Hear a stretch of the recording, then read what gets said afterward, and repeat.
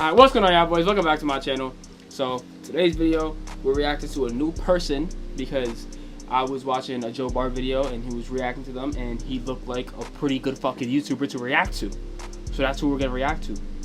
But before we get into that, I want to show off this new shirt I got that my beautiful, amazing, sexy girlfriend bought me. And it's of the man, the myth, the legend, the fucking GOAT, Jalen fucking Brunson. Captain, Jalen Brunson, born to play basketball. That nigga is the fucking GOAT. That's why he's the GOAT! The GOAT! The man, the myth, the legend, the glory, the goddess, the god, the fucking GOAT, the greatest to ever do it, the greatest to ever touch a fucking basketball. Jalen fucking Brunson. Nigga, we got Jalen Brunson! Anyway, now that that's out the way, let's lock in on what's about to be a banger ass video. If someone with an average salary wanted Elon Musk's net worth, they would have to work for 8 million years. That's 30 times longer than human beings have existed, and in the time it's taken me to if someone with an average salary wanted Elon Musk's net worth, they would have to work for 8 million years. That's 30 times longer than human beings have existed, and in the time it's taken me to tell you this, Elon has made another $100,000. But the craziest thing about Elon is that he's not even the richest person in history. He's actually not even close. If you look back in time, there are people that make Elon. At the time of recording this, oh, not my video, but this video, because this video is 10 months old. Elon Musk, for those of you who do not know, just became the world's first trillionaire. Why are you coming into my room? What the fuck do you want? Get out. Making a video? Well, no. I saw them outside. Get the fuck out. Get out. Are you doing a reaction? For what? Richest man, who's the richest person in history?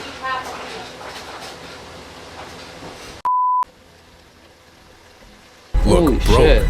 So let's go find the richest human to ever exist. Starting in the late 80s with a Colombian billionaire who revolutionized the energy supplement industry. Pablo Escobar. He was raking in 420 million a week, but his net worth after inflation only reached 80 billion. So on paper, he's not even beating Elon. But unlike everyone else in this video, Pablo's wealth wasn't tied up in stocks or politics. He just had literal dollars. He was spending $1,000 a week on rubber bands just to hold them together, and damage to them cost him $2 billion a year. So Pablo wasn't the richest person in history overall, but if we're talking actual cash, he probably was. But let's go back in time to see a very different kind of wealth. Crazy. The year is 1945. World War II just ended, and in America, millions of soldiers are coming home. They'll return to a blue-collar economy, where families can be supported on a single income. The American dream is alive and well. How's everyone else doing? It's in these ruins where we'll find one of the richest men to ever live. Joseph Stalin, the communist ruler of the Soviet Union, was uninterested in money. He had practically no personal possessions outside of his pipes, books, and plain military tunic. He did live much better than his citizens, having access to things like food, but he wasn't basking in luxury. His pay stubs show him making today's equivalent of $30K a month, but according to his son, that's a he lot just of let the fucking money checks pile up on his desk, and he probably didn't even have a savings account. The reason Stalin is considered one of the richest men in history, despite technically having no money, is because he didn't need money. He already owned the entire state. Doing anything that questioned his power, even something like telling a private joke, would get you gulagged or executed. Stalin had so much control that after he— Niggas finna throw you into the gulag like this shit is Warzone because you made a Joseph Stalin joke. Welcome to the Gulag. What the fuck? Is that even like had a fair? fatal stroke, no one called a doctor for 12 hours because everyone was too scared of Stalin waking up and punishing them for acting without official orders. No way. So despite being broke on paper, Stalin had complete control over an economy that would today be worth $10 trillion. No fucking way. Man, shut your... In order to find the richest person in history, we need to think bigger than just money. Every person in this video will represent a different time period and a different form of wealth, whether it be political power or cash or company equity. And in the end, only one will be determined as the richest person in history. By the fucking mustache. So let's move on to our next contender. In 1909, Adolf Hitler told you. was homeless. He had moved to Vienna to pursue his dream of becoming an artist, but things weren't really... Realistically, really think about this. If y'all know your history, all niggas had to do was accept Adolf Hitler into art school. And he wasn't even a bad artist. Like, I hate giving this man his props because it's fucking Adolf Hitler. But he wasn't even a bad artist. Like, he was a great fucking artist. All this nigga had to do was get accepted into law school. And a whole mass fucking genocide would have been prevented. Really think about how crazy that is. Working out. He got rejected from art school and found himself selling small paintings and postcards just to get by and sleeping in hostels. Then, after fighting in the First World War and beginning his political involvement, he attempted to forcefully overthrow the government, which got him locked up for 9 months. Hopefully he'll use these 9 months to reflect. Mein Kampf. Upon release in 1925, the Racism Manifesto met with mediocre sales, but as Germany's situation declined, Mein Kampf's popularity grew. And when Hitler took power in 1933, the book was everywhere. It was also around this time. I can't pause. Hitler taking control of Germany when he's not even German is top. It's like top 10 craziest things on the fucking planet. Like, how the fuck, yo, whoa, my hair look good, my hair look crazy. Like, how the fuck do you take control of an entire country and you're not even from there? Like, that's insane, bro. That's insane, bro. When Hitler realized he had access to developer commands, he instructed the government to buy 6 million copies of his own book and hand them out to soldiers, government officials, and newlyweds. He then avoided a $2 million bill by making himself tax exempt. His next lick was copywriting his own image, which allowed him to collect royalties on every postage stamp sold in Nazi Germany. Then he copyrighted his speeches so he could collect money when they were printed in the news. These passive income streams made Hitler millions. By the end of his life, Mein Kampf had sold around 10 million copies, which actually isn't an insane amount. For reference, he was outsold 3-1 by Anne Frank, but Hitler did have one last side hustle. Between I don't know why I find that funny. I don't know why I find that funny. In 1945, it was estimated that he received over $5 billion in donations from his supporters, most of this coming from wealthy businessmen. It's impressive how much personal money Hitler was able to milk out of his position, but his real wealth came from his military might. At its peak in 1942, Nazi Germany controlled nearly all of Europe, stealing hundreds of billions in resources and putting millions of people into forced labor. So through his conquests, Hitler commanded resources worth $3 trillion in today's dollars. But before dictators, there was a man building a very different type of empire. Henry Ford had a revelation. Henry Ford if you pay them more and let them sleep, your slaves won't revolt. In 1914, Henry made the radical decision to double wages from $2.50 to $5 a day. He then cut the work week from 6 days to 5 days. After seeing the operations of meatpacking plants, Ford organized his workers in a line, an assembly line. What resulted... I'm gonna do the math on $5 a day in today's money because I don't know that math. And if it's good, I mean, you're not living off that, but I mean, I guess it's alright. Valid. If it's not, insane. But at least he gave him an extra day off, I guess. Was production time for the Ford Model T dropping from 12 hours to 90 minutes. Prices dropped from $850 to $290. And for 50 years, the Model T was the most sold car in history. But Ford's greatest invention wasn't the assembly line or the Model T. See, after Ford made automobiles accessible to the masses, people began moving outside of cities and driving back and forth to work. And after the success of Ford's mass production methods, they were widely copied by companies and countries. The suburbs, commuting, the modern work schedule can all be traced back to Henry Ford, which is why many credit him as the inventor of the middle class. So despite his measly $200 billion personal net worth, Ford's massive influence might make him the richest person in history. No way. But Henry's success was only possible thanks to the men who came before him. It's the late 1800s. The telephone, telegraph, and light bulb are currently being invented. Pollution is awesome. Child labor is legal. Yes! Regulations don't exist. Long hours and unsafe working equipment give employees a healthy work-death balance. The stage is set for maximum capitalism. Three men would define this era. The OG being Cornelius Vanderbilt, who conquered the railroad industry and died with more money than the US Treasury. The next was Andrew Carnegie, who made a fortune with steel, then devoted the rest of his life to philanthropy. And this was during a time before charity tax advantages. He actually meant that shit. The richest of the three was John D. Rockefeller. In 1870, John founded Standard Oil. He quickly curb-stomped his competitors through innovation and screwing them over, and by the 1880s, he controlled 90% of America's oil refining. Aren't these guys the reason why monopolies aren't allowed? 1911, when the US Supreme Court declared Standard Oil an illegal monopoly and ordered it to be broken up into 34 new companies. This judicial punishment destroyed Rockefeller's fortune, and he ended up dying in poverty. Just kidding. After the breakup, he had ownership in each of the new companies, and their stock values soared, making him richer than ever before. So the antitrust breakup resulted in Rockefeller. So it's essentially the greatest move that he could have ever done. Like, what the fuck? That's a crazy conglomerate of companies, becoming the world's first billionaire, and at his peak in 1913, he was worth 2% of the US GDP. Estimates of his personal worth in today's dollars range from 4 to 600 billion, making him potentially the richest person ever. But before the robber barons, there was a family who bankrolled entire empires.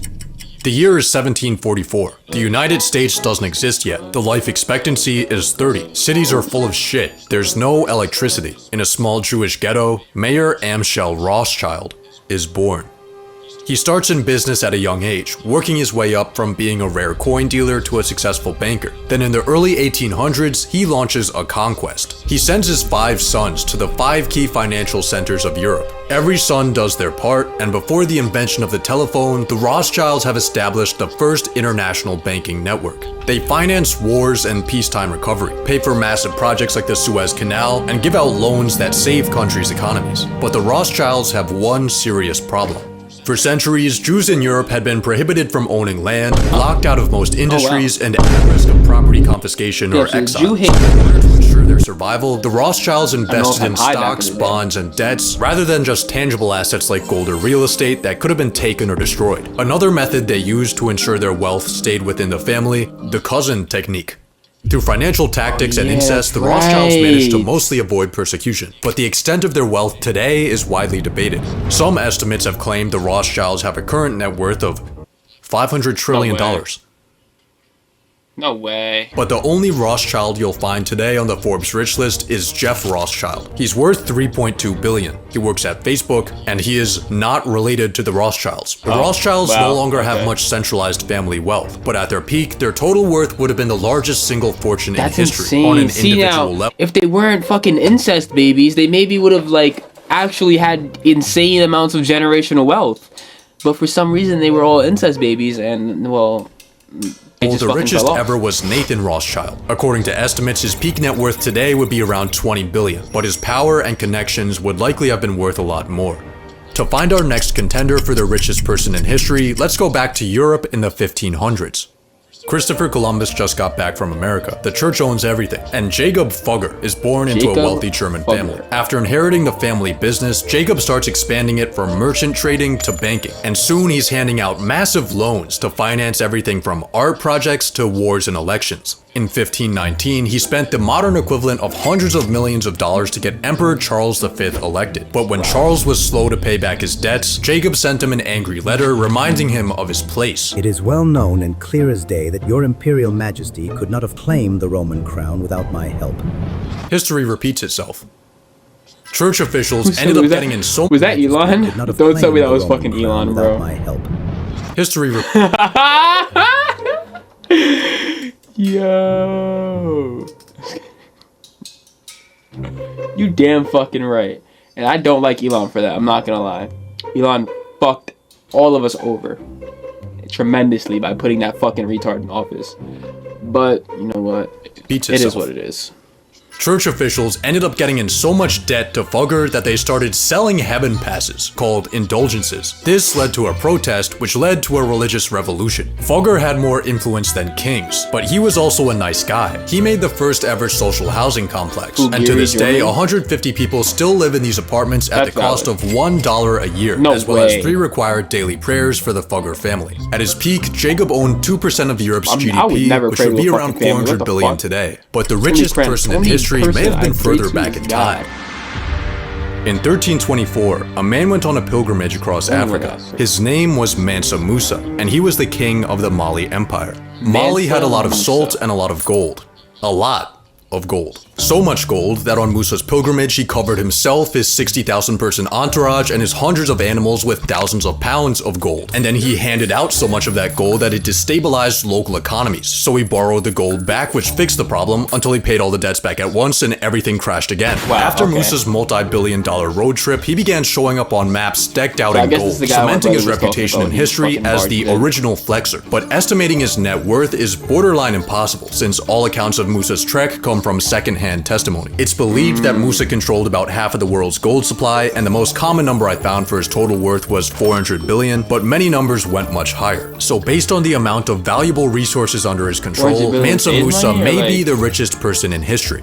But go back 100 years and there was a man with a very different kind of wealth. In the early 1200s, Genghis fucking Khan controlled more land. Genghis Khan might have been the most dangerous nigga on the planet.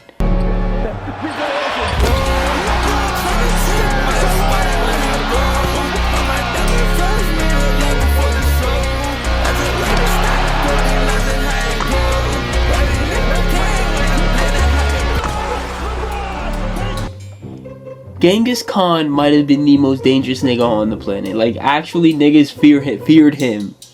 I would have fucking feared him. Yo, bro, the shit that he did. Oh my god. Than any man in history. His Mongol Empire covered almost 20% of Earth's land area, making his estimated net worth today 130 trillion. Wild. But this is slightly misleading. Genghis never really had much wealth of his own, and this was actually vital to his influence. Rather than taking for himself, war loot was redistributed to soldiers and commanders to promote loyalty. Genghis wore the same clothes and ate the same food as his crew. He slept in tents and asked to be buried with no markings or signs. Genghis Khan didn't really have desire for personal wealth or possessions, but based on his control of land, he may have been the richest guy to ever live. But let's go even further back in time, to the year 1 AD. The people alive right now have no idea that they're living through a turning point in history. They actually don't even know what year it is. Romans think that it's year 754. Jews think it's 3761. Wow. The Chinese think it's year 9. Wow. And for the Greeks, it's 194. Every country is kind of doing their own thing. America's building early cities thanks to the Mayans. India is trading through the ocean and Silk Road. China just invented paper. And in Rome, Augustus Caesar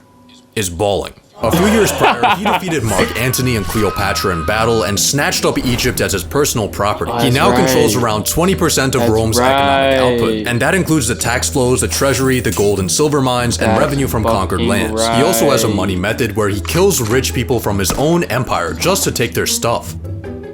He was fucking After balling. Caesar passes in the year 14, he officially gets declared a god. A god with an estimated modern day net worth of $5 trillion. I didn't know that. But let's go back another 900 years.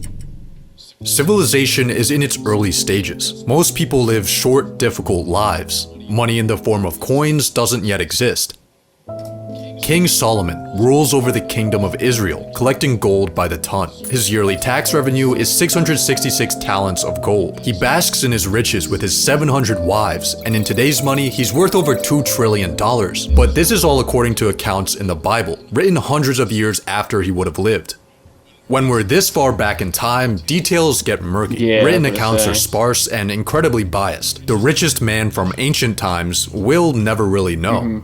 So, who is the richest person in history? Looking at this graph, it seems like there's a lot of people who make Elon look broke. But these numbers don't tell the whole story. Yeah, I was about to say. Hear me out. In 1913, John D. Rockefeller was worth 2% of US GDP. Today, Elon Musk is worth 1.4% of US GDP. So Rockefeller had a larger share of the economy, making his inflation-adjusted net worth higher than Elon's. But here's the catch. The US economy today is 22 times larger than it was in 1913. Exactly. Rockefeller had a bigger slice of a much smaller pie. Exactly. Estimated numbers don't tell the story of how the entire world has become more and more prosperous over time. Elon is now the biggest fish in the biggest pond that has ever existed. On top of this, his wealth is a personal fortune. It's well documented and verifiable, unlike ancient figures like King Solomon. It wouldn't disappear if he lost his positions of power, unlike dictators and heads of state. He can access it for whatever he wants, and he harnesses technology that ancient figures would think is witchcraft.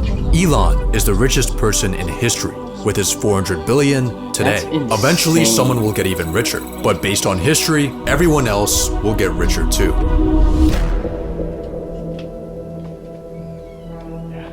Banger fucking video. That's insane, bro. Just the whole like, that's crazy, bro. $400 billion, and this is 10 months ago. This is almost a year ago. So, and now, like I said already, Elon Musk became the first trillionaire in history. So if it wasn't like confirmed that he's the richest person ever, then it is now. That nigga's the richest person to ever walk the face of the earth. And that's just fucking wild. Like, I'm speechless. I don't even know what to say. But like, that was a banger video. A 10 out of 10 video, easily. If y'all want to see more videos from this guy, I'll gladly make some more. If y'all enjoyed, y'all know what to do. I don't even gotta say it. All I'm gonna say is that it's Andrew. It's been Andrew, and I'm out. Peace.